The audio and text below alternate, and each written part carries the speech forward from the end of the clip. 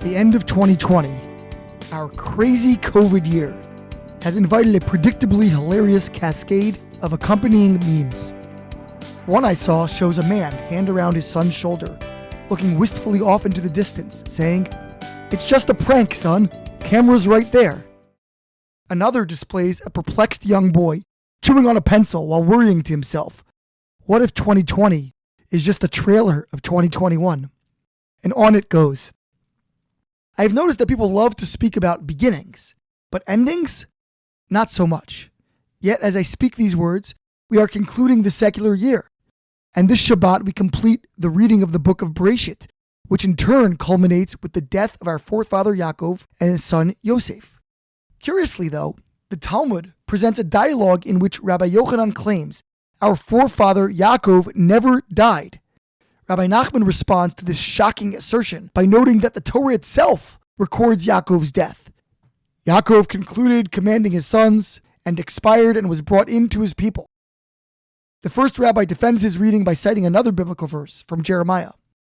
The entire exchange is perplexing, especially the assertion of Yaakov's eternality, and has provided abundant material for sermonizers over the ages.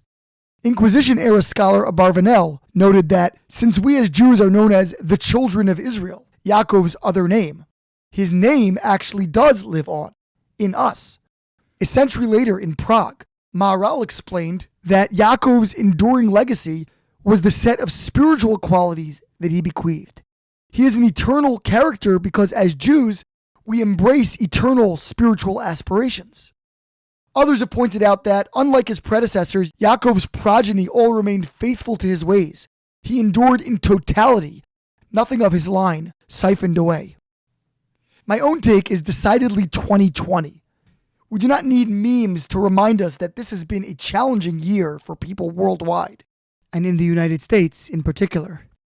Begin with an unmitigated pandemic, sprinkle in racial strife, mix with insufferable political rancor, and behold, out comes 2020. It is little wonder that the U.S. currently ranks just 18th in the World Happiness Report, despite the massive wealth concentrated in our country, and that indices of anxiety, depression, and suicidal ideation all have increased precipitously. But perhaps more than the events themselves, most crazy-making has been the conflicting narratives surrounding them. On COVID alone, everything from the origin of the disease to the appropriate treatment measures, to the correct societal response, has been debated in such a way that the contenders cannot agree on even the most basic premises. All this around a presumably impartial infection. How much more so when it comes to the actual political issues of our day. Speaking personally, at times the intellectual currents thrashing about me have made me feel totally exposed, as if sailing a dinky vessel in raging seas.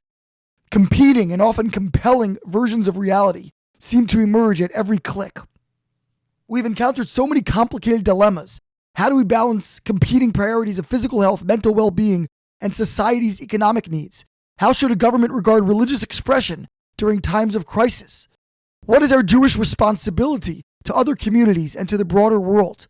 What is the preferred sequence for deploying a vaccine with limited initial availability? Each of these questions, and many more, have dominated our discourse in recent months, and the sheer uncertainty of it all has provoked at least as much anxiety as the issues themselves. Where to turn? Yaakov is known to represent the quality of emet, truth. His grandfather, Avraham, embodied chesed, kindness, and his father, Yitzchak, gevura, strength. Yaakov achieved the perfect blend of power and compassion, dispensing each at its appropriate moment. The most salient quality of truth is its endurance. In this light, the ultimate expression of truth is God, who is eternal. The seal of God is truth, the Talmud tells us. In fact, the word death in Hebrew is met, itself a truncated version of emet, only dropping the letter aleph, which always represents God. Truth, that embodiment of eternality, and death, the epitome of finitude, are separated only by their relation to the divine. And so, Yaakov, who best mirrored God's aspect of truth, who enjoyed permanence through his similarly righteous descendants, is said to live on. Perhaps then, our prescription for a more stable year ahead, regardless of events outside our control, is greater attachment to the source of truth. When I feel unmoored by the clashing sentiments around me, I access stability by discovering the Torah approach to any given issue. Intellectual fads fade, political winds shift, but the seal of truth remains a steadying force across time. Shabbat Shalom.